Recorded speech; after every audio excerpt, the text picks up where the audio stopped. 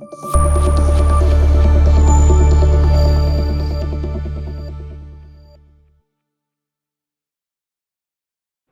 ரொம்ப அழகாக நத்தனியேல் அப்படின்னு சொல்லுவாங்க, நாத்தான்வேல் சொல்லுவாங்க, இல்லது பர்த்திலிமேயு. இவரோட பெயர் என்னது? இவர் சீஷர்களில் ஒருத்தர். பர்த்திலிமேயு எபிரேயத்தில் நத்தானியேல் என்றால் கிஃப்ட் ஆஃப் காட், கடவுளின் பரிசு. நாத்தான்வேலுக்கு இந்த வேறு பேர் உண்டு, அதுதான் பர்த்திலிமேயு. மத்தையில் பார்த்தீங்கன்னா அந்த சீஷர்கள் பட்டியலில் வருவார். பிலிப்புக்கு அடுத்தது இவரோட பேர் தான் இருக்கும். பிலிப்பு, அதுக்கப்புறம் பர்த்திலிமேயுன்னு இருக்கும். மத்தேயு 10:3 இருக்கும், லூக்கா 6:14 இருக்கும், மார்க்ல இருக்கும். நாத்தான்வேலின் சொந்த ஊர் வந்து கானான். கானா ஊர் வந்து நாசரேத்துக்கு மிக அருகில் இருக்குது, நாசரேத்துக்கு மிக பக்கத்தில் இருக்குது. ஆனால் இதில் ஆச்சரியப்படும் விஷயம் என்னன்னா, நாத்தான்வேல் வந்து இயேசுவை பற்றி அது வரைக்கும் என்ன பண்ணலை, கேள்விப்படவே இல்லை. இதற்கு காரணம் என்னன்னா, இயேசு இன்னும் அற்புதங்களை செய்ய ஆரம்பிக்கவில்லை. இயேசு 30 வயது நிரம்பினவராய் யோவான் ஸ்நானனிடத்தில் ஞான ஸ்நானம் பெறுகிறார். யோர்தான் நதியில ஞான ஸ்நானம் பெற்ற பிறகு முதல் நாளிலேயே யாரெல்லாம்? அந்திரேயா, யாக்கோபு, யோவான், பேதுரு, இவர் 4 பேரையும் சீஷராக என்ன பண்றாரு? தெரிந்து கொள்கிறார். இயேசு வந்து முதல் நாள் ஞானஸ்நானம் எடுத்த முதல் நாள் இந்த 4 பேரையும் சீஷரா தெரிந்து கொள்கிறார்.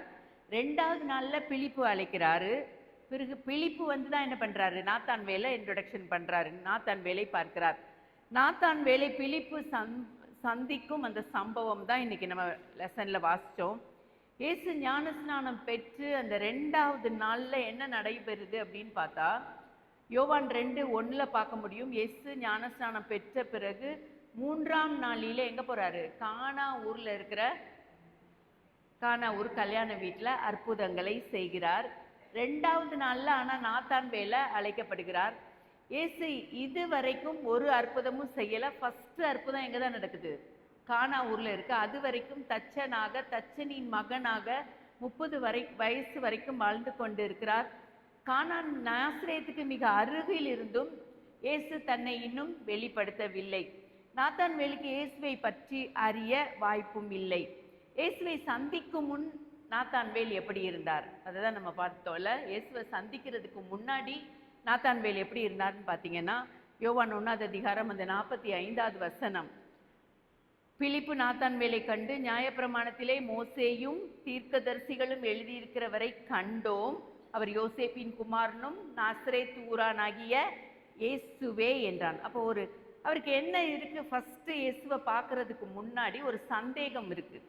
சந்தேகம் வந்தோடனே நாத்தான்வேல், நாசரேத்தில் இருந்து யாதொரு நன்மை உண்டாகக்கூடுமோ அப்படின்னு கேள்வி கேட்கிறார். நாசரேத்திலிருந்து ஏதாவது ஒரு நன்மை உண்டாகக்கூடுமோ? அப்போ எப்படி அவருக்கு இருக்குன்னா, ஒரு சந்தேகம் இருக்கு. பிலிப்பு உடனே என்ன சொல்றாரு? வந்து பாரு, நாசரேத் ஊருக்கு என்ன பண்ணு, வந்து பாருன்னு சொல்றாரு. அப்போ உடனே அவர் நம்பல, ஒரு சந்தேகம் இருக்கு.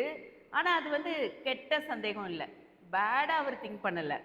உண்மையை தேடும் மனம், உண்மையை எப்படியாவது என்ன பண்ணணும், தெரிஞ்சிக்கணுன்ற அந்த மனசோட அவர் வந்து அடுத்த கேள்வியை கேட்குறாரு. நாசரேத் ஊர்ல இருந்து ஏதாவது நன்மை பிறக்குமா அப்படின்னு. ஆண்டவரை தேடும் மனம் கொண்டவர்கள், ஆண்டவரை தேடணும்னு நினச்சிட்டோம்னா, இல்லது ஆண்டவரை எப்படியாவது பிரசங்கிக்கணும்னு நினச்சிட்டா நம்ம மனசு என்ன பண்ணோம்னா கேள்விகள் கேட்கும். என்ன பண்ணலாம், எப்படி பண்ணலாம், எப்படி நான் போய் ஊழியம் செய்ய போகலாம், இந்த மாதிரி என்ன பண்ணோம், நம்முடைய மனது கேள்விகள் கேட்கும். நிறைய பேர்கிட்ட கேள்விகள் கேட்போம் நம்ம. நான்லாம் ரொம்ப கேள்வி கேட்டேன். எப்படி மெசேஜ் கொடுக்குறீங்க, ஒரு வசனத்தை வச்சு எப்படி இவ்வளோ நேரம் பேச முடியும், இதெல்லாம் எழும்பின சந்தேகம். அங்கே போய் நின்ன உடனே என்ன பண்ண முடியும், ஆல்டரில் வந்து நிற்கும் போது வருகிற அந்த கேள்விகள். இன்றைக்குமே இப்படி எழுதி வச்சுட்டேன்னா இதை இவ்வளோ நேரம் பேச முடியுமா, அவ்வளோ வார்த்தைகள் கிடைக்குமா, இதெல்லாம் நம்ம மனசுக்குள்ளே வருகிற கேள்விகள். ஆனால் ஆண்டவருடைய சமூகத்தில் வரும்போது அவர் கொடுக்குறாரு பாருங்க பதில். அதுதான் நமக்கு தெரியணும். ஆண்டவருடைய பாதத்தில் உட்கார்ந்து கற்றுக்கொள்ள அவர் பயன்படுகிற ஒரு பாத்திரமாய் நம்மை மாற்றிக்கொண்டு இருக்கிறார். இயேசு நாத்தான்வேலை எப்படி அழைக்கிறார்? ஒரு நல்ல தன்மையை சொல்லி பாராட்டுறார். என்ன சொல்றார்? 47வது வசனம் வாசிங்க. இயேசு நாத்தான்வேலை தம்மிடத்தில் வரக்கண்டு அவனை குறித்து, இதோ கபடற்ற உத்தம இஸ்ரவேலன் அப்படின்னு கூப்பிடுறாரு. அவருடைய கபடமில்லாத தன்மையை என்ன சொல்கிறாரு? பாராட்டுகிறார். நல்ல குணத்தை பாராட்டுகிறார். இது என்னதை நமக்கு கற்றுக் கொடுக்குன்னா, யாரையாவது நம்ம பார்க்கும்போது அவங்கள பற்றி நல்ல குணம் தெரிஞ்சால் அதை என்ன பண்ணுவோம், சொல்லுவோம். என்னோட ஃப்ரெண்டு ஒருத்தி கனடாவில் இருக்கிறாங்க. அவங்க வந்து பார்த்தீங்கன்னா என்னை சித்தின்னு கூப்பிடுவாங்க. பார்த்த உடனே அவள் புகழ ஆரம்பிச்சிருவா. அவளுக்கு வேற எதுவுமே தெரியாது. சித்தி ரொம்ப அழகா இருக்கு, ரொம்ப நல்லா இருக்கீங்க, சித்தி இப்படி இருக்கீங்க, வெரி ஸ்வீட். எனக்கு எப்படி இப்படி பேச முடியும் அப்படின்னு யோசிப்பேன். ஆனால் ஆண்டவர் இதை தான் விரும்புகிறார். யாரை பார்த்தாலும் அவங்களோட உள்ளான அந்த குணத்தை சொல்லும்போது எப்படி ஆயிடுறோம், ரொம்ப அந்த அருகில் நெருக்கமாக நம்ம அவங்கள்ட்ட அடுத்த ஸ்டெப்பு பேசுறதுக்கு நம்ம எப்படி ஆயிடுவோம்னா தயாராகிடுவோம். அதே இது நம்மக்கிட்ட அப்படி நல்லதாக சொல்லாமல் ஏதாச்சும் நான் ஒரு சர்ச்சில் தான் ஒருத்தர் வந்து இன்ட்ரொடக்ஷன் பண்ணுறாங்க. சிலவங்க எப்படி இன்ட்ரொடக்ஷன் பண்ணுவாங்கன்னா, இவங்க புதுசாக வந்திருக்காங்க, நல்லவங்க தான், ஆனால் என்ன பண்ணுங்க கொஞ்சம் பார்த்து இருந்துக்க அப்படின்னு சொல்லி என்ன பண்ணுவாங்க, ஒரு சின்ன புள்ளியை வச்சிருவாங்க. வச்ச உடனே பேசுகிறவங்களுக்கு கூட என்ன ஆகிடும், ஐயோ கொஞ்சம் பார்த்து இருந்துக்கன்னு சொன்னாங்களே, அப்போ இவங்கக்கிட்ட நம்ம பழகக்கூடாது. ஆனால் ஆண்டவர் அப்படி இல்லைங்க. ஒவ்வொருத்தர்கிட்ட இருக்கிற அந்த நல்ல குணங்களை பார்த்து அவர் உங்களை அழைக்கிறார். நம்மளும் இப்படி யாரை பார்க்கும்போதும் அந்த பாசிட்டிவ் திங்கோட பார்க்க நம்ம என்ன பண்ணணும், பழகி கொள்ள வேண்டும். அவங்கக்கிட்ட நெகட்டிவ் இருந்தால் கூட நீங்கள் என்ன பண்ணுங்க, அவங்கக்கிட்ட இருக்கிற அந்த பாசிட்டிவை ரெண்டு சொன்னீங்கன்னா அவங்களையும் நம்ம என்ன பண்ண முடியும், ஆண்டவரோட வழியில் கொண்டு வர முடியும். ஏசு அதை தான் செய்கிறார். பார்த்த உடனே சொல்கிறாரு, கபடற்ற உத்தம இஸ்ரவேலன். அவரோட நல்ல குணத்தை பாராட்டுறார். இதுல இருந்து நம்ம இந்த ஒரு நல்ல பாடத்தை கற்றுக்கொள்ள முடியும். மற்றவர்களை சந்திக்கும் போது நல்லதை நம்ம பேசுகிற அந்த காரியம். ஆண்டவர் அவருடைய ரகசிய வாழ்க்கையை வெளிப்படுத்துகிறார். என்ன வெளிப்படுத்துறாரு? 1:48 வாசிங்க. நீர் என்னை எப்படி அறிவீர் என்றார். இயேசு அவனை நோக்கி,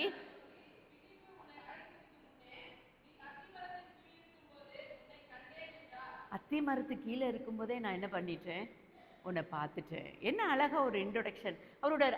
அவர் நினைக்கிறார், நாத்தான்வேல் என்னை யாருமே பார்க்கல. அவர் வீட்டுக்குள்ள உள்ள ஒரு அத்தி மரத்துல உட்காந்து அவர் வந்து என்ன நிச்சயமா வேதத்தை தியானிச்சிருக்கிறாரு, ஏதோ ஒரு நன்மையான காரியத்தை செஞ்சிருக்கிறாரு. அதனாலதான் ஆண்டவர் என்ன பண்றாரு, தேடி வருகிறார். நம்ம நிச்சயமா நன்மையான காரியங்கள் செய்யும் போது ஆண்டவர் நம்மளை எங்க இருந்தாலும் அவர் என்ன பண்ணுவார், நம்மளை தேடி வருவார். நம்ம ஒரு அறை வீட்டுக்குள்ள பூட்டி உட்கார்ந்துருந்தா கூட நம்மளை என்ன பண்ணுவார், தேடி வருவார். நீங்க யோசிச்சு பார்க்குற இன்னைக்கெல்லாம் அதுதான். ஐயா வந்து ஃபர்ஸ்ட் கொளத்தூர்ல இருக்கும்போது அந்த சர்ச் மெம்பர்ஸ் தான் சொல்லியிருப்பாங்க, இப்படி மினி டெமரிஸ்ல அவங்க என்ன பண்ணுவாங்க, செய்தி கொடுப்பாங்க, அவ்வளோதான். இன்னைக்கு வரைக்கும் அவங்க எவ்வளோ நாள் ஆச்சுன்னு யோசிச்சு பாருங்க. இன்னைக்கு வரைக்கும் நான் என்ன பண்ணுறேன், ஏதோ அந்த சர்ச்சில் இல்லை இந்த சர்ச்சில் மாற்றி மாற்றி நான் என்ன பண்ணிட்டு இருக்கேன், செய்தி கொடுத்து கொண்டு இருக்கிறேன். அப்போ ஆண்டவருடைய அந்த கரம் இருந்தால் மட்டும்தான் இதை தொடர்ந்து நம்ம என்ன பண்ண முடியும், செய்ய முடியும். இது என்னுடைய முயற்சியோ இல்லை என்னுடைய பலமோ இதை செய்ய முடியாது. ஏன்னா ஆண்டவர் ஞாபகப்படுத்துறார். ஒவ்வொரு ஆயருக்குள்ளேயும் இவங்களை கூப்பிடலான்னு சொல்லி என்ன பண்றாரு, ஆண்டவர் ஞாபகப்படுத்துறாரு. அப்ப நம்ம அந்தரங்கத்துல உட்காந்து அந்த ஜெபிக்கிற ஜெபம். எனக்கெல்லாம் ஒரு மாசத்துல ஒரு செய்தி வரலன்னா உடனே என்ன கேட்பேன் தெரியுமா, காட் ஏதாவது தப்பு பண்ணிட்டேனா, சாரி ஆண்டவரே, ஏதோ உங்களை விட்டு தள்ளி போயிட்டேன்னா, இன்னும் ஒன்றுமே வரல, இல்லது எனக்கு ரெஸ்ட் கொடுக்குறீங்களா, இப்படி நான் என்ன பண்ண ஆரம்பிச்சிருவேன், என்னையே நான் கேள்வி கேட்க ஆரம்பிச்சிருவேன். ஆனால் வந்துச்சுன்னு வைங்க, சில நேரம் என் ஹஸ்பண்டே சொல்வார், ஏன் இத்தனை எடுத்து வச்சிருக்கிற, இன்னைக்கு கூட கேட்குறாரு, நாளையோட 2 நாளையில் முடிஞ்சிடும்ல. இல்லை, நான் அன்றைக்கே சொன்னேன்ல, இன்னும் இல்லை இன்னைக்கு போக இன்னும் 2 நாள் தானே, இல்லை இன்னைக்கு போக இன்னும் என்ன இருக்குது, எனக்கு 4 நாள் இருக்குது. அப்போ என்ன இருக்குது, நான் வீட்டில் உள்ளவங்களுக்கே இவ டெய்லி போயிட்டு இருக்கா, உட்காந்துட்டே இருக்கா, ஏதோ ஒன்று ரெடி பண்ணுறா. ஆனால் எனக்கு எப்படி இருக்குன்னா சந்தோஷமாக இருக்குது. எப்படி சந்தோஷமாக இருக்குன்னா, ஏதோ ஒன்று தியானிக்கிற அந்த கிருபை. அதனால் எல்லா கிறிஸ்தவர்களையும் சொல்லுவேன், இந்த வேதத்தை எடுத்து வச்சு தியானிக்க தியானிக்க ஆண்டவர் நம்மளை சந்திக்க வருவார், ஆண்டவர் நம்மளோடு உட்காந்து பேச வருவார். அந்த கிருபையை பெற்றுக்கொள்ளுங்க. கிறிஸ்தவர்களா சும்மா ஏதோ வாழ்ந்தோன்ற காரியங்கள் அல்ல, இப்படிதான் வாழ வேண்டும்ன்ற ஒரு நேர்கோட்டில் என்ன பண்ணுவோம், நம்மை நிலைநிறுத்தி கொள்வோம். உண்மையிலே ஒவ்வொருத்தரையும் இயேசு இன்று நம்மையும் இப்படி தான் சந்திக்கிறார், ஒருத்தரையும் சந்திக்க விரும்புகிறார். அதான் நான் எப்பவுமே சொல்லுவேன், இதோ வாசற்படியில் நின்று கதவை தட்டுகிறேன், ஒருவனின் சத்தத்தை கேட்டு கதவை திறந்தால் நான் உள்ளே பிரவேசித்து அவனோடு கூட போஜனம் பண்ணுவேன், அவனும் என்னோடு கூட போஜனம் பண்ணுவான்னு நான் சொல்வேன். இதுதான் டேபிள். இந்த பைபிள் தான் நம்மளோட ட்ரைனிங் டேபிள். நம்ம உட்காந்து அதை பிரிக்கும் போது அவர் நம்மோடு கூட போஜனம் பண்ணுகிறது, அவரும் நம்மளோட சேர்ந்து அந்த ஆத்மாவுக்கான உணவை நமக்கு கொடுக்கறது மாத்திரம் இல்லை, அந்த ஆத்மா அவரோட இது என்ன ஆகுது, திருப்தி ஆகுது நம்மளை பார்த்து.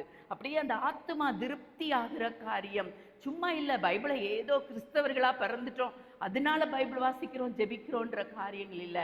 ஆண்டவர் நம்மை தேடி வர வேண்டும், நம்முடைய அறைக்குள்ளே உலாவ வேண்டும், அறைகளுக்குள்ளே உலாவணும், உள்ள வரணுன்ற காரியங்கள் இயேசு இன்று நம்மளை இப்படி சந்திக்க விரும்புகிறார். நம்முடைய இருதயத்தை அறிய விரும்புகிறார். நம்முடைய இருதயம் என்னெல்லாம் சிந்திச்சிட்டு இருக்குன்னு அவர் என்ன பண்றாரு, ரொம்ப அதை ஆராய விரும்புகிறார். ஒவ்வொருடைய உள்ளிந்திரியங்களையும் ஆராய்ந்து அறிகிற ஆண்டவர். ஹஸ்பண்டுக்கு தெரியாது நம்முடைய உள்ளம் எப்படி இருக்குன்னு, பிள்ளைங்களுக்கு தெரியாது. ஆனா யாருக்கு மாத்திரம் தெரியும் நம்முடைய இருதயம், ஆண்டவருக்கு மாத்திரம் தெரியும். அதுல எவ்வளோ கவலை இருக்கு, எவ்வளோ கண்ணீர் இருக்கு, எவ்வளோ கண்ணிங் இருக்கு. அதுதான் இவர் சொல்றாரு, கபடற்ற உத்தம இஸ்ரவேலன். அந்த கண்ணிங் இருக்கக்கூடாது நம்ம கிட்ட. யாரை குறிச்சாது நம்ம ஏதாவது யோசிச்சு சிந்திச்சுக்கிட்டு அவங்கள பத்துதான கெடுதலான எண்ணங்கள் நம்முடைய இருதயத்துல அறவே இருக்கக்கூடாது, அறவே இருக்கக்கூடாது. ஒருவேளை திடீர்னு என் பிள்ளை இன்னைக்கு இப்படி பண்ணிட்டான், என் பிள்ளைய என்ன யோசிக்கிறதுன்னு தெரியலன்னு பிள்ளைய குறிச்ச கண்ணிங் இருக்கா நம்மளுக்குள்ள? இல்லது அக்கம் பக்கத்துல உள்ளவங்களை குறித்து நம்ம யோசிச்சுட்டு இருக்கோமா? நம்முடைய இருதயம் எப்படி இருக்கணுமா? கபடற்ற தன்மை. இயேசு நம்மளை சந்திக்கும் போது நம்முடைய உள்ளம் எப்படி இருக்கணும்னா, அப்படியே அந்த வெளுத்து போய் வெளுத்ததெல்லாம் பாலுன்னு வாங்க பாருங்க, அந்த மாதிரி கபடற்ற ஒரு புறாவை போல, கபடற்ற ஒரு புறா மாதிரி நம்முடைய இருதயம் இருக்கணும். அந்த மாதிரி. அதனாலதான் சங்கீதம் 32:2 தாவீது எழுதுவார், எவனுடைய ஆவியில் கபடம் இல்லாது இருக்கிறதோ அவன் பாக்கியவான். எவனுடைய ஆவியில கபடம் இல்லாது இருக்கிறதோ அவன் பாக்கியவான் எழுதுறாரு. அடுத்து பாத்தீங்கன்னா வெளிப்படுத்தல் விசேஷம் 14வது அதிகாரத்தை இன்னைக்கு எடுத்து வாசிக்கும் போது எனக்கு தெரிஞ்சது, ஆட்டுக்குட்டியானவர் எங்கே போனாலும் அவரை பின்பற்றுகிறவர்கள் இவருடைய வாயில என்ன இல்லையா, கபடம் காணப்படவில்லை. அந்த ஆட்டுக்குட்டியாவர்னவர் எங்க போனாலும் பின்பற்றுகிற அந்த காரியம். கானாவூர்ல கல்யாணம் இல்லைன்னா கானாவூர் வெளியிலே தெரிஞ்சிருக்காது. அந்த ஒரு கல்யாண வீடால இன்னைக்கு எப்படி இருக்கு, கானாவூர் நமக்கு வெளியே தெரியுது. நாசரேத் ஆனா அப்படி கிடையாது. கலிலேயாவில இருந்து கீழ் நோக்கி எருசலேம் வந்தாலும் சரி, இல்லது மேற்கு பக்கம் போறதா இருந்தாலும் சரி, இல்லது கிழக்கு பக்கம் போறதா இருந்தாலும் சரி, அங்க ஒரு கிராஸ் ரோடு எங்க வரணும், நாசரேத் வழியா. சின்ன ஊர் தான், ஆனா எல்லாருக்கும் என்ன தெரியும், அந்த ஊரை தெரியும். மொத்த இஸ்ரவேல் தேசமும் ஆண்டவரை ஏற்றுக்கொள்ள முடியல. எல்லாரும் ஏற்றுக்கொண்டாங்களா ஆண்டவரை, இயேசுவை? எல்லாரும் ஏற்றுக்கொள்ளல. ஏன்னா கலிலேயா பகுதியில் உள்ளவர்கள், இவர்களுக்கு கலிலேயால இருக்கிறவங்க மெயினா மீன் பிடிக்கிற தொழிலை செஞ்சதுனால எல்லாம் என்ன யோசிச்சிருவாங்க, இந்த யூதர்கள்லாம் இவங்களுக்கு படிப்பறிவே கிடையாது அப்படின்னு சொல்லி யாருமே என்ன பண்ணல, மதிக்கவே இல்லை. நிறைய நேரம் இந்த ஆசாரியர்கள் அவங்க என்ன பண்ணாங்கன்னா, ஆசாரியர் படிப்பு படிச்சுட்டு வந்தவங்களுக்கு தான் ஆசாரிய ஊழியம்னு சொல்லி மற்றவங்களை மதிக்காத ஒரு காரியத்தினால இயேசுவுக்கும் அந்த இடத்துல நிறைய பேர் பின்பற்றலை. அப்படி ஒரு க்ளோஸ்டு மைண்டு நிறைய இடத்துல நம்ம பார்க்கிறோம், நிறைய இடத்துல பார்க்கிறோம். இந்த க்ளோஸ்டு மைண்டா, இவங்களுக்கு என்ன தெரியும், இவங்களுக்கு என்ன தெரியும்? அதற்காகவே தான் படிக்க போனேங்க, அதுக்காகவே படிக்க போனேன். சொன்ன மாதிரி பிசிஎஸ் அந்த குருகுலத்தில் போய் அந்த பைபிள் காலேஜில் போய் படிக்க போனதே எதுக்கு தெரியுமா? அதில் ஒன்றும் பெரிய கற்றுக்கொள்ள முடியாது. ஆண்டவர் கொடுக்குற ஞானத்தை விட அங்கே பைபிள்லாம் போய் அந்த ஸ்டடியில் போயிலலாம் எதுவும் கற்றுக்கொள்ள முடியாது. காட் கொடுக்குற ஞானத்தில் தான் பேச முடியும். ஆனால் உலகம் எப்படி பார்க்கும்னா, என்ன படிச்சுட்டு வந்திருக்காங்க, என்ன தெரியும் இவங்களுக்கு அப்படின்னு பார்க்கறதுக்காக நம்ம என்ன பண்ண வேண்டியது இருக்குது, மேலே மேலே பைபிள் காலேஜஸ்ன்னு படித்தாதான் ஆயருக்குமே அந்த இடத்துல என்ன கிடைக்குது, பதவி உயர்வு வருகிறது. ஆசாரியர்கள் அதை தான் பார்ப்பாங்க, இவங்களுக்கு என்ன ஞானம் இருக்குது. அப்போ கடவுளையே அப்படிதான், இயேசுவையே அவங்க சொந்த ஊரார் என்ன பண்ணலை, மதிக்கலை, கனம் பண்ணலை. அதனால உங்க வீட்டில் உங்களை கனம் பண்ணலை அப்படின்ட்டு ஆண்டவரை தேடாமல் இருக்காதீங்க. ஆண்டவரை தேட தேட வருகிற மகிமையே வேறங்க. இயேசு பாவம் இல்லாதவராக தான் இருந்தார். இயேசு கிட்ட பாவம் இருந்ததா? பாவம் இல்லாதவராக இருந்தார். அப்பவும் என்ன பண்ணார், ஞான ஸ்நானம் பெற்றுக்கொண்டார். ஏன் ஞான ஸ்நானம் பெற்றார்? நீதியை நிறைவேற்றுவதற்காக, மனிதர்களுக்கு ஒரு எடுத்துக்காட்டாக நம்ம நிற்கணும்னு சொல்லி என்ன பண்ணாரு, போய் ஞான ஸ்நானம் எடுத்தார். ஞான ஸ்நானம் எடுக்கும்போது முதல்ல ஆண்டவருடைய சித்தத்துக்கு கீழ்ப்படுகிறார். ஆண்டவர் அனுப்புற அந்த சித்தத்துக்கு என்ன பண்றாரு, இயேசு கீழ்ப்படுகிறார். அப்போ ஞான ஸ்நானம் எதுக்கு எடுக்கணும் அப்படின்ற அந்த ஒரு டாபிக் அதுக்குள்ள நம்ம வேண்டாம். இந்த ஞான ஸ்நானத்தை அவர் என்ன பண்றாரு, கண்டிப்பா அவர் எடுக்கணும்னு போய் எடுக்கிறாரு. ஞானஸ்நானம் பெற்ற உடன் புறாவை போல பரிசுத்த ஆவியானவர் அவர் மேல வந்து அமர்ந்தார். இதுல பாத்தீங்கன்னா ஞானஸ்நானம் பெறதுக்கு முன்னாடி யோவான் ஸ்நானனுக்கு எப்படி தெரியும்? அவரும் பார்த்திருக்க மாட்டார். இவர் தான் ஜீசஸ்ன்னு பார்த்திருக்க மாட்டார். அவர் சொல்வார் பாருங்க, ஃபர்ஸ்ட் அதிகாரத்துல, நானும் இவரை அறியாதிருந்தேன், எனக்கும் இவரை பத்தி தெரியாது. முதல் அதிகாரம் 33வது வசனம், நானும் இவரை அறியாதிருந்தேன், ஆனாலும் ஜலத்தினால் ஞானஸ்நானம் கொடுக்கும்படி என்னை அனுப்பினவர் ஆவியானவர் இறங்கி யார் மேல் தங்குவதை நீ காண்பாயோ அவரே பரிசுத்த ஆவியினால் ஞானஸ்நானம் கொடுக்கிறவர் என்று எனக்கு சொல்லி இருந்தார். ஆண்டவர் எப்படியெல்லாம் பேசியிருக்கிறார் பாருங்க.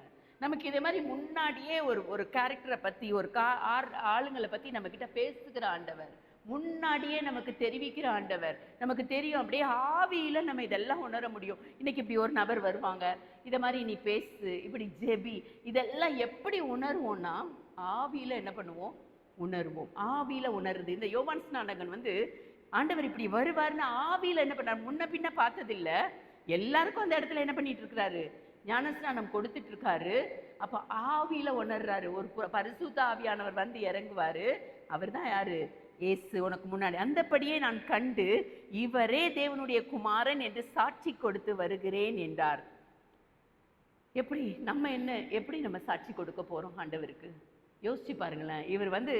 இவர் தான் இயேசு அப்படின்னு சொல்லி சாட்சி கொடுக்க போகிறேன் அப்படின்னு சொல்லுகிற இந்த காரியம், வேத வாக்கியம். இன்னும் பார்த்தீங்கன்னா, ஞானஸ்நானம் பெற்றவுடன் பரிசுத்த ஆவியானவர் வராரு. அதே அப்படியே லூக்காவுக்கு வாங்க. லூக்கா 4வது அதிகாரம். இதுல என்ன போட்டிருக்குன்னா, அவர் என்ன பண்ணார்? ஜெப ஆலயங்களில் உபதேசித்து. லூக்கா 4வது அதிகாரம், ஜெப ஆலயத்தில் பிரவேசித்து 16வது வசனம் பாருங்க. ஜெப ஆலயத்தில் ஓய்வு நாளில் ஜெப ஆலயத்தில் பிரவேசித்து வாசிக்க எழுந்து நின்றாராம்.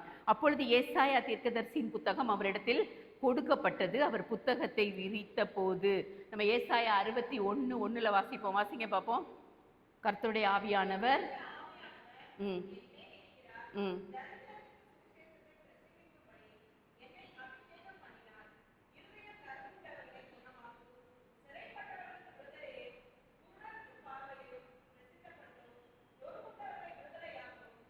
அதே அப்படியே அடுத்த வசனமும் வருது பாருங்க. இதுவும் லூக்கால தான் அப்படியே இருக்கு. 18-19, கர்த்தருடைய அனுக்கிரக வருஷத்திலே பிரசித்தப்படுத்தும் என்னை அனுப்பினார் என்று எழுதியிருக்கிற இடத்தை அவர் கண்டு வாசித்து புத்தகத்தை சுருட்டி பணிவிரை காலத்தில் கொடுத்து உட்கார்ந்து ஜெப ஆலயத்தில் உள்ள எல்லாருடைய கண்களும் அவர் மேல் எப்படி இருக்கு? நோக்கமாய் இருக்கு. இப்ப என்ன சொல்றாரு? இன்றைய தினம் இந்த வேத வாக்கியம் இன்றைய தினம் நிறைவேறிற்று. ஆண்டவரோட வாழ்க்கையிலையும் ஏற்கனவே முன்னாடியே அவரோட ஹிஸ்டரி என்னன்னு அவருக்கு தெரியும். ஏசாயாவை எடுத்து வாசிக்கும் போதே இது எனக்கு தான், என் மேல உள்ள அபிஷேகம் தான் அப்படின்ட்டு இந்த வாக்கியம் என்ன பண்ணிடுச்சு? ஏசாயா தீர்க்கதரிசி எப்போ எழுதிட்டாரு. இப்ப ஆண்டவர் சொல்றாரு, இந்த வாக்கியம் என்ன பண்ணிடுச்சு? நிறைவேறிற்று அப்படின்னு வாசிக்கிறாரு. அப்ப தீர்க்கதரிசிகள் ஒவ்வொருத்தருக்குள்ளேயும் எல்லாருக்குள்ளேயும் எல்லா வரங்களும் இருக்குங்க. ஆனா நமக்கு தெரியாது. நம்ம எப்போ அதை ஆப்ரேட் பண்ண ஆரம்பிக்கிறோமோ, இவர் எழுந்து வாசிக்கலன்னா இவருக்கு இந்த வாக்கியம் நிறைவேறிச்சுன்னு ஜீசஸ்கே என்ன பண்ணாது? அப்போ ஒவ்வொரு தீர்க்கதரிசிகளும் எழும்பி நின்று தீர்க்க தரிசனம் உரைக்கும் போது அவங்களுக்கு தெரியும், இந்த தீர்க்க தரிசனம் ஏற்கனவே ஆண்டவர் நமக்கு சொன்னதுதான், இது நிறைவேறிற்று என்கிற காரியம். அப்போ பார்த்தீங்கன்னா இந்த இடத்துல நிறைய நம்ம எலியாவை பார்க்க முடியும். எலியா பார்த்தீங்கன்னா அவரும் அந்த ஊர்ல நிறைய விதவைகள் இருந்தாங்க. ஆனா சீதோன் அந்த சீதோன் நாட்டுல உள்ள விதவைக்கு மட்டும்தான் என்ன பண்ணாரு? அந்த அற்புதத்தை செஞ்சாரு. அதே மாதிரி எலிசா பார்த்தீங்கன்னா அந்த ஊர்ல நிறைய குஷ்டரோகிகள் இருந்தாங்க. ஆனா அந்த சீரிய தேசத்து நாகமானுக்கு மட்டும்தான் என்ன கிடைச்சது? அற்புத சுகம் கிடைச்சிது. சபையில யாராவது வந்தாங்கன்னா நம்மளால ஜெபிக்க முடியுமா? ஒவ்வொரு தரலையா என்ன பண்ண முடியும்? இங்க நிறைய ஹிந்துஸ் வராங்க. ஆனாலும் உண்மையிலே இல்ல, உள்ள ஹிந்துஸ் வரும்போது அவங்களுக்கு நீங்க ஜெபிச்சு அனுப்புங்க, என்ன காரியம்னு கேளுங்க. ஆனா ஒரு கண்டிஷன் சொல்லி அனுப்பணும். சும்மா அவங்க போய் வெளியில போய் என்ன பண்ணிடுவாங்க? அப்படியே அந்த பாவத்துல திரும்பவும் வாழ்வாங்க. சென்ட்ரல்ல ஒரு சர்ச்சில் பேச போனேன். உண்மையில எப்படி உட்காந்து ஆயர்கிட்ட முடிஞ்ச உடனே உட்காந்து பேசிட்டு இருந்தேன். ஒரு அம்மா வந்தாங்க, கழுத்துல அந்த ஏதோ இது போட்டிருந்தாங்க, முக்காடு போட்டுட்டு அப்படியே ஆல்டர் கிட்ட விழுந்து ஜெபிச்சிட்டு இருந்தாங்க. உடனே அந்த ஐயர் கேட்டாரு, அம்மா இவங்க வாரம் என்ன பண்றாங்க? இப்படியே ஆல்டர்கிட்ட வந்து விழுந்து ஜெபிக்கிறாங்க, அழுது அழுது ஜெபிக்கிறாங்க, இவங்க கண்ணீர் கேட்கப்படலையா அப்படின்னு கேட்டார். உண்மையிலே அது வரைக்கும் நான் அவங்க முகத்தை பார்க்கல.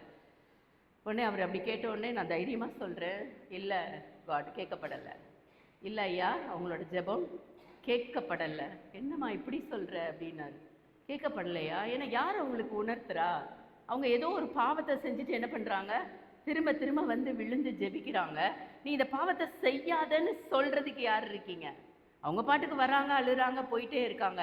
இந்த காரியத்தை அப்போ எனக்கு உண்மையிலே தெரியாது, அந்த அம்மா ஃபேஸே நான் பார்க்கல.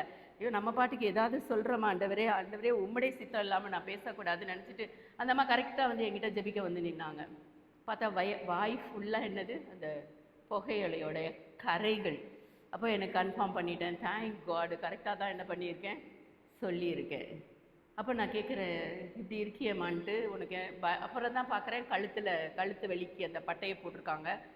அப்போ நான் எனக்கு ஜெபிக்கலாம் அப்படின்னு சொல்லிட்டு மெதுவாக தான் இப்படி கையை தான் டச் பண்ணேன்.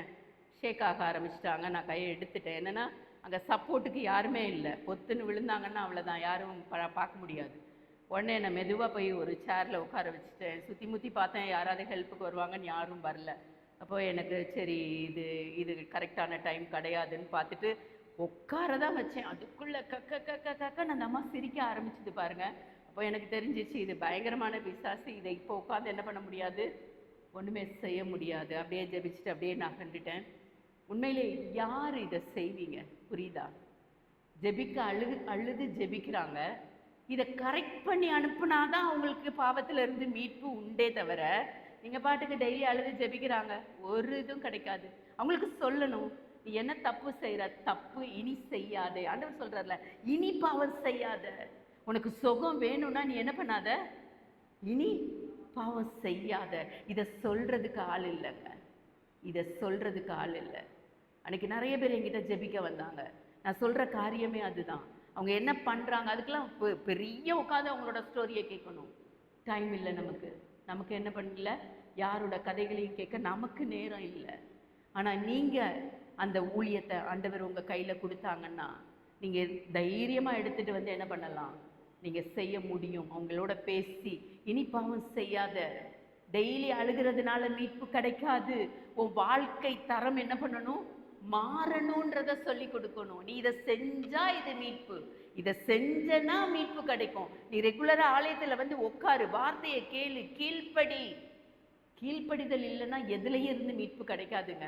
அது நீங்க நம்ம யாருக்கு கீழே இருக்கிறோமோ, இப்ப பிள்ளைகளா இருந்தா அவங்க பேரண்ட்ஸ்க்கு கீழே இருப்பாங்க, மனைவிகள்லாம் புருஷருக்கு கீழே இருக்கிறோம் இல்ல, புருஷர்கள் எல்லாம் மனைவி சொல்படியும் கேட்கணும், ஆண்டவருடைய சொல்படியும் கேட்கணும். யார் சொல் பேச்சும் கேட்காம நம்ம என்ன பண்ண முடியாது, வாழ்க்கையில் ஒரு நல்ல ஒரு பொசிஷனுக்கு வர முடியாது. யாரெல்லாம் கீழ்ப்படுகிறாங்களோ அவங்க வந்து ஒரு நல்ல பொசிஷனில் உட்கார முடியும். மேல் அதிகாரிகளுக்கு கீழ்ப்படிஞ்சாதான் அந்த பொசிஷன்லேருந்து அடுத்த பொசிஷனுக்கு நம்ம என்ன பண்ண முடியும், போக முடியும். யாரையுமே மதிக்காமல் நம்ம வாழ்ந்தோன்னா நம்மளால் அடுத்த கட்ட வாழ்க்கைக்குள்ளே போக முடியாது. நிறைய நேரம் அந்த பனரல் அந்த சாவு வீட்டில் அந்த அந்த ஃபங்க்ஷனில் அழகாக சொல்லுவாங்கல்ல, அவர் எவ்வளோ பெரிய மோசம் பண்ணியிருப்பார். ஆனால் அந்த இடத்துல என்ன பண்ண மாட்டோம், அவர் இவ்வளோ தப்பு பண்ணாருன்னு சொல்லவே மாட்டாங்க. ஐயோ ரொம்ப நல்ல மனுஷன், பயங்கரமாக இதெல்லாம் பண்ணார். இதில் வேற 4-5 பேர் வந்து பெருசாக உயர்த்தி பேசுவாங்க. பேசி என்ன பண்ணுவாங்க, நல்ல மனுஷன் செத்து போயிட்டாரு. இதுதான் இந்த உலகத்தில் நடக்குது. உயிரோடு இருக்கும்போதே தப்பிதங்களை எப்படியாவது சொல்லி ஒரு மனுஷனை நம்ம திருத்துறதற்கு, ஆண்டவருடைய பாதையில் நடத்துறதுக்கு நம்ம தப்பு செய்யாமல் இருக்கணும். சொல்கிறது பெரிய விஷயம் இல்லை. அவங்க நாளைக்கு திரும்பி நம்மளை பார்த்து கேட்பாங்க, அன்றைக்கி என்னைய சொன்ன, இன்னைக்கு நீ பண்ணிகிட்டு இருக்க, கேட்டுருவாங்க. அதனால் நம்ம தவறு செய்யாமல் அந்த காரியத்தை செய்ய வேண்டும். இயேசுவை சந்தித்த பிறகு நாத்தான்வேலின் மாற்றம் என்ன இருந்தது? இப்போ இயேசுவை பார்த்துட்டாரு, இப்போ நாத்தான்வேலோட மாற்றம். இயேசு தனிப்பட்ட வாழ்க்கையின் ரகசியங்களை வெளிப்படுத்துகிறார். எந்த கண்களும் பார்த்திராத சில ரகசியங்களை அவருக்கு சொல்லிட்டாரு. கர்த்தர் மட்டும் பார்த்திருக்கிறார். இப்போ கர்த்தருடைய சமூகத்தில் ஏற்றுக்கொள்ளப்பட்டதாக தன்னுடைய இருதயத்தை என்ன பண்றாரு, பண்பட்ட அந்த இருதயம் அந்த வார்த்தையை கேட்ட உடனே அப்படி உட்கொள்ளுகிறது. அத்திமரத்தின் நிழல்ல உன்னை பார்த்தேன் அப்படின்னு சொன்ன உடனே என்ன பண்றாரு, ஐயோ இவர் ஆண்டவர் தான். உடனே அடுத்த வசனம் சொல்லுங்க, 49வது வசனம் வாசிங்க.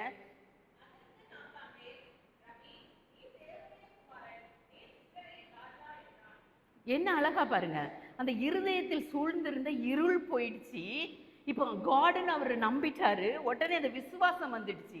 விசுவாசம் வந்த அடுத்த நிமிஷம் சந்தேகம் விலகிடுச்சு.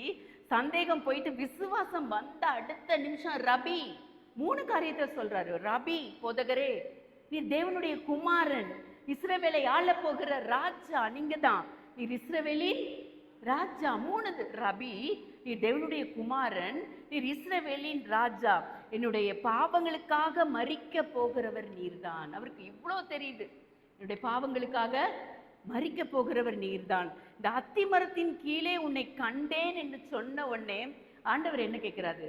சொன்னதுனாலயா நீ என்ன விசுவாசிச்ச? நான் இப்ப சொன்னதுனாலயா விசுவாசிக்கிறாய்? இதிலும் பெரிதானவைகளை காண்பாய். இன்னைக்கு நம்ம ஆண்டவரை பத்தி சொன்னதுனாலயா நம்ம விசுவாசிச்சுட்டு இருக்கோம்? இல்லை. நம்மளுடைய வாழ்க்கையில பெரிய பெரிய காரியங்களை நம்ம பார்க்கறதுனால என்ன பண்ணிட்டு இருக்கோம்? விசுவாசிச்சுட்டு இருக்கோம். யாரும் நான் ஒரு பெரிய காரியங்களை பார்க்கலன்னு யாருமே சொல்ல முடியாது. எல்லாரோட வாழ்க்கையிலையும் ஆண்டவர் செய்த அந்த பெரிய பெரிய காரியங்களை அனுபவிச்சதுனால தான் என்ன பண்றோம்? போன வருஷம் 40 நாள் வந்தோம், இந்த வருஷம் 40 நாள் இன்னும் வருவோம். இந்த நம்பிக்கை, இன்னும் எத்தனை வருடங்கள் இங்கே வருவோம் என்கிற அந்த நம்பிக்கை. புரியுதா? இதுதான் இன்னும் பெரிதானவைகளை காண்பாய் சொல்றது. அப்ப ஆரம்பத்துல ஒரு சின்ன அனுபவம் நமக்கு இருக்கலாம், கடவுளை குறிச்சதான ஒரு சின்ன அனுபவம் உங்களுக்கு இருக்கலாம். ஆனா விசுவாச வாழ்க்கை வளர்ந்து கொண்டே இருக்கணும். இதே லெவல்ல அப்படியே உட்கார்ந்துட்டு இருக்க கூடாது. இதே லெவல்ல போன வருஷம் இருந்த மாதிரியே இந்த வருஷமும் இருப்பேன், அடுத்த வருஷமும் இப்படியே இருப்பேன், இது இல்லை. நமக்குள்ள என்ன வரணும்? ஒரு மாற்றம் உண்டாகணும். யோசிக்கணும், ஆண்டவரே அடுத்த வருஷம் நான் 40 நாள்ல என்ன பண்ண போறேன், எப்படியெல்லாம் நான் பண்ண போறேன். விசுவாசத்துல என்ன பண்ணணும்? வளர வேண்டும். உண்மையிலே நிறைய வீட்டில் இருக்கிற லேடிஸ் இந்த 40 நாள்ல பைபிள் முடிச்சிடுறாங்க, 40 நாளையில பைபிளை முடிச்சிடுறாங்க. எவ்வளோ ஃபாஸ்டா என்னென்ன பண்ணணுமோ பண்றாங்க. நிறைய பேர் காலையில இருந்து என்ன பண்றது இல்லை, சாயங்காலம் வரைக்கும் சாப்பிட்றது இல்லை. எவ்வளோ காரியங்கள். இதெல்லாம் ஒரு காலகட்டத்தில் பண்ண பிறகு, அந்த விசுவாசம் வளர்ந்த பிறகு ஆண்டவருக்காக என்ன செய்யணும்? எழுத ஆரம்பிங்க. எல்லாரும் ஒரு நோட்டு பெண்ணு வச்சு வீட்டில் ஆண்டவர் பேசுகிற வார்த்தையை எழுதுங்க. இப்படி பைபிள் வாசிக்கும் போதே, நாத்தானுக்கு இதை சொன்னீங்களப்பா, அத்திமரத்தின் நிழல் நான் உன்னை பார்த்தேன்னு சொன்னீங்களப்பா, நான் அப்படி எங்கே உட்காந்துருக்கேன்னு நான் கேட்டால் என்ன சொல்ல முடியுமா? இன்னைக்கு நான் அதை யோசிக்கிறேன். ஆண்டவரே, நீங்கள் என்னை பார்த்து இப்படி கேட்டிங்கன்னா நான் எங்கே இருக்கேன்னு உங்களுக்கு தெரியும்ல. நான் என்னோட பெட்ரூமில் இந்த இடத்துல உட்காந்துருப்பேன், இப்படி வேதத்தை தியானிக்கிறதுன்னு உங்களுக்கு தெரியும்ல. எவ்வளோ நேரம் இதில் உட்காந்துருக்கேன்னு தெரியும்ல. இப்படி ஒருத்தரும் வேதத்தை வாசிக்கும் போது, ஐயோ அன்னைக்கு இப்படி சொன்னீங்களே, பிலிப்புக்கிட்ட சொன்னீங்களே, நாத்தான் கிட்ட சொன்னீங்களே, அப்பா இத்தனை பேதர்கிட்ட சொன்னீங்களே, நீ என்னிடத்துல அன்பா இருக்கிறாயான்னு கேட்டீங்களே. அவனும் ஆமாம் ஆண்டவரே அன்பா இருக்கிற. உடனே விட்டாரா ஆண்டவர்? இல்லை, இன்னும் திரும்ப திரும்ப கேட்குறாரு. 3வது வாட்டி கேட்குறாரு, இன்னும் என்ன நேசிக்கிறாயா? அவனுக்கு பதில் சொல்ல தெரியல. ஏன்னா அவனுக்கு தெரியும், ஆண்டவருக்கு எல்லாம் தெரியுன்றது தெரியும். எல்லாத்தையும் நீங்க அறிவீங்கப்பா, எல்லாத்தையும் என் இருதயம்லாம் உங்களுக்கு தெரியும் ஆண்டவரே. அப்போ அவர் சொல்வார், அப்போ என் ஆட்டுக்குட்டி என்ன பண்ணு, மேய்ப்பாயாக. ஆண்டவர் இப்படி பதில் கொடுக்கணுங்க. என்னைக்கு ஆட்டுக்குட்டியை மேய்க்க போறீங்க? என்னைக்கு நீங்கள்லாம் மேய்ப்பனா மாற போறீங்க? கேளுங்க ஆண்டவர்கிட்ட. ஆண்டவரே, நாங்கள் உங்களை நேசிச்சுட்டு தான் இருக்கோம், ஆனால் இன்னும் ஒரு ஆடு கூட எங்ககிட்ட மேய்க்கிறதுக்கு இல்லையப்பா. ஒரு ஆடு தாங்க ஆண்டவரே, அந்த ஒரு ஆடை நான் மேய்க்கணும். அந்த ஒரு ஆடு பழுகி பெருகட்டுமாப்பா. சுவிசேஷத்தை நான் எப்படியாவது சொல்ல வேண்டும். தீர்மானம் எடுங்க, தீர்மானம் எடுங்க. 40 நாளில் எடுக்கிற தீர்மானம் ஒரு ஸ்ட்ராங்கான தீர்மானமாக இருக்கணும். நான் இனிமேல் இதை செய்ய போகிறேன். என்ன செய்ய போகிறேன்? உங்களோட சிந்தனை வேதத்தை வாசிக்கும் போதே அப்படியே கேட்கணும். நான் ரொம்ப பேசுவேன் ஆண்டவர்கிட்ட, நான் இப்படி சொல்லுவேன், இதை கூட கேட்பேன். நான் எப்படி பேசுறது உங்களுக்கு பிடிச்சிருக்கா ஆண்டவரே? நான் பேசுறது உங்களுக்கு பிடிச்சிருக்கா ஆண்டவரே? நான் அந்த செய்தி கொடுக்கறது உங்களுக்கு பிடிச்சிருக்கா? நான் எப்படி செஞ்சிட்டு இருக்கேன், எப்படி பண்றேன், யார் மூலமாவது என்னோட பேசுங்க, பேசுங்க. நீங்க கேட்க கேட்க யாராவது ஒரு மனுஷன் தான் பதில் சொல்வாங்க. மனுஷன் சொல்ற பதில் தெரியும். நீங்க அதுக்கு முன்னாடி அந்த கேள்வியை கேட்டிருப்பீங்க. அந்த கேள்வியை கேட்டதுனால எனக்கு இப்போ கூட ஞாபகம் இருக்கு. அந்த 15 வயசுல அந்த அந்த ஒரு உருவம் மட்டும் எனக்கு தெரிஞ்சு, ஒரு அக்கா அப்படியே வாசல்ல நின்றுட்டு, மகளை நீ அந்தரங்கத்துல கதவை பூட்டிட்டு ஜெபிக்க ஆரம்பின்னாங்க. அப்போல்லாம் நமக்கு ஒரு யூடியூப் கிடையாது, ஒரு ஃபோன் கிடையாது, ஒன்றுமே கிடையாது. சிஎஸ்ஐ சர்ச்சிலெல்லாம் அப்படி அபிஷேகம்லாம் அப்போல்லாம் என்னது கிடையாது. எதுவுமே யாராவது ஆவியில் நிறைஞ்சு குதிச்சு பார்த்துருக்க முடியுமா? அந்த 85 அந்த 84 அந்த இயர்ஸில் பார்க்க முடியாது, பார்க்க முடியாது. ஆனால் அவங்க சொன்ன அந்த வார்த்தை யாருன்னே தெரியாது, அந்த அக்கா யாருன்னே தெரியாது. அப்போ நான் அந்த சொன்ன வார்த்தைக்காக என்ன பண்ணேன், என்னுடைய அறை கதவை மூடி நான் கை தட்டி பாடல் பாட ஆரம்பிக்கும் போது அபிஷேகத்தில் துள்ள ஆரம்பித்தேன். அன்னைக்கு தான் தெரியும், ஓ இப்படியெல்லாம் ஆண்டவருக்குள்ள மகிழ முடியுமான்னு. ஆண்டவர் அந்தரங்கத்தில் நம்மளை நோக்கி பார்க்கிற ஆண்டவர். யாரும் சொல்லி தரல, எந்த வீடியோஸும் பார்க்கல, எதுவுமே தெரியாது. நானா ஜெபிக்க ஆரம்பிக்கும் போது அபிஷேகத்துல நிறைகிற அந்த அந்த கர்த்தர் இல்ல. இன்னைக்கு எத்தனையோ வீடியோஸ் பார்க்குறீங்க, எவ்வளோ மீட்டிங்ல அபிஷேகத்துல துள்ளி குதிக்கிற பார்க்குறீங்க. ஆனா நம்ம அந்த அபிஷேகத்துல இருக்கிறோமா? பரிசுத்த ஆவியானவருடைய அபிஷேகத்தினால நிரப்பப்பட்டிருக்கீங்களா? இன்னைக்கு கேளுங்க, இயேசு கேட்கிறாரு, பரிசுத்த ஆவியினால நிரப்பப்படுகிற அந்த அனுபவம் ஒவ்வொரு கிறிஸ்தவனுக்கும் வேணும், தேவை. அதுக்குன்னு துள்ளி துள்ளி குதிக்கணுன்றதெல்லாம் இல்லை. அந்த உணர்வு இருந்தா போதும். என்ன இருக்கணும்?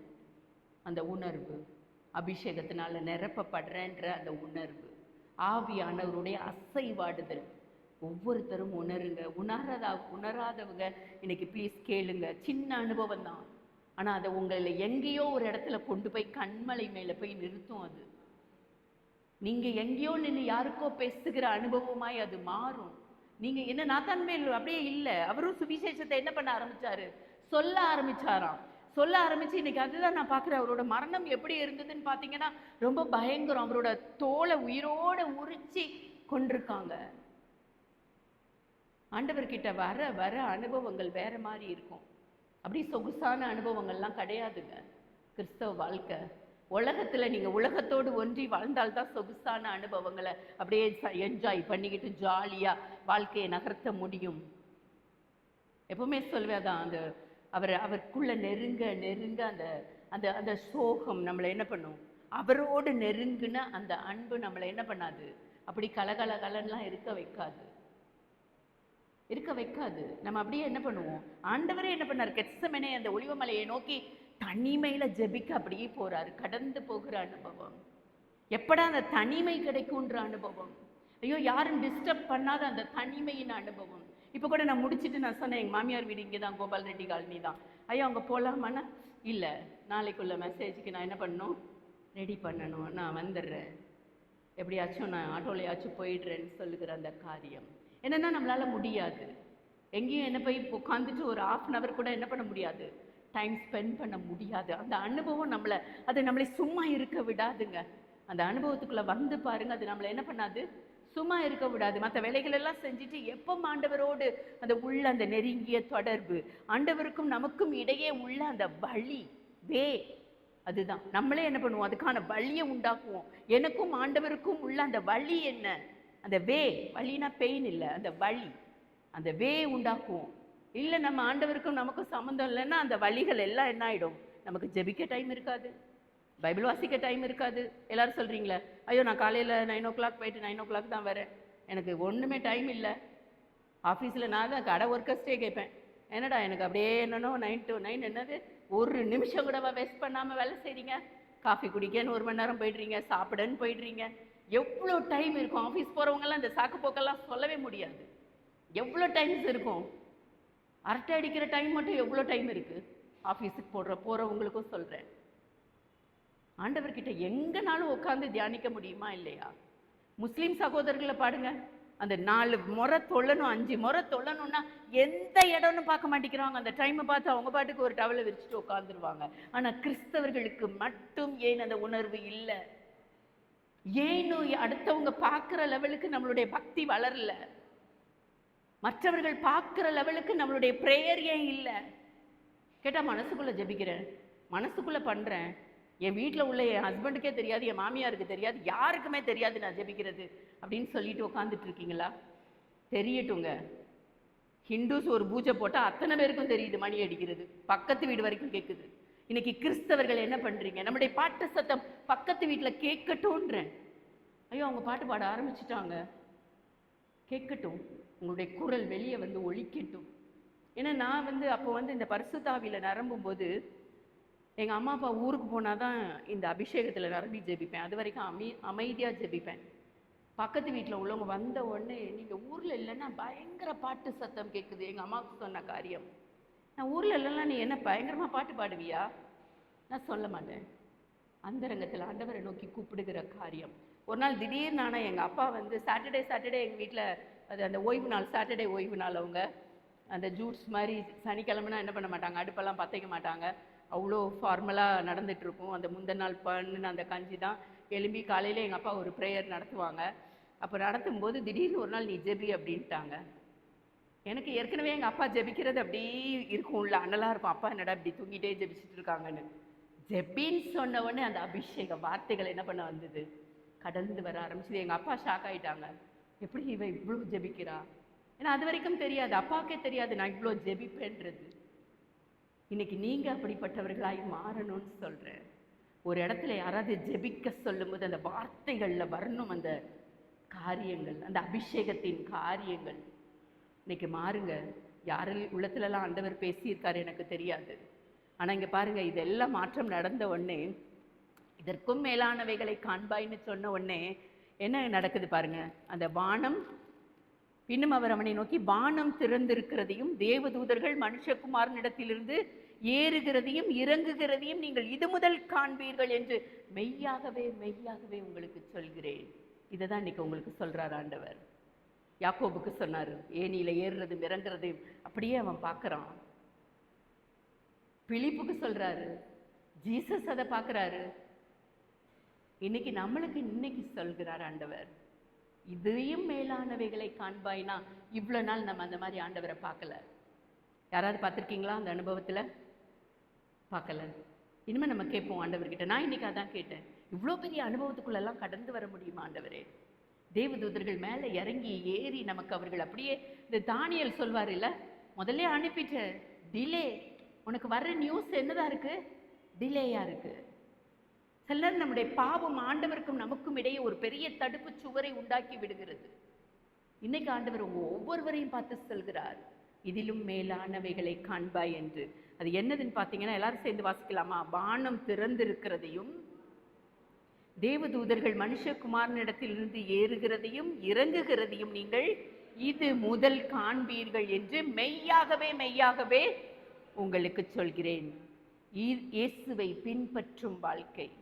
இயேசுவை எப்படி பின்பற்ற போகிறோம்? அற்புதங்களை காணும் வாழ்க்கை, அந்த தரிசனங்களை காணுகிற வாழ்க்கை. ஆண்டவர்கிட்ட கேட்போம், ஆண்டவரே நாங்கள் இன்னைக்கு முதல் தரிசனங்களை பார்க்கணும்ப்பா. இந்த உலகத்தில் என்னென்னவோ நடக்குது, பயங்கர பெட்ரோல் விலை ஏறுது, கேஸ் சிலிண்டர் கிடைக்காதுன்றாங்க. எல்லாம் பேப்பர் வாசிச்சிங்களா இல்லையா? எவ்வளோ பயங்கரங்கள், எல்லா விலைவாசியும் ஏறிவிட்டது. இதை சாக்கு சொல்லி எல்லாம் கம்ப்ளீட்டா வேர்ல்டே என்ன ஆயிட்டு, கொலாப்ஸ் ஆகி நிற்குது. நீங்களாம் நினைப்பீங்க எங்களுக்கு 2 மாசத்துக்கு ஒரு சிலிண்டர் போதும் சிஸ்டர், நாங்கள் அட்ஜஸ்ட் பண்ணிடுவோம். எனக்கெல்லாம் முடியாது. ஏன்னா ஒர்க்கர்ஸ் அத்தனை பேருக்கு நாங்கள் என்ன பண்ணணும், சமைச்சே ஆகணும். முடியாது. எப்படியாவது கேஸ் சிலிண்டர் கிடைக்குமானா கிடைக்காதான். இனிமே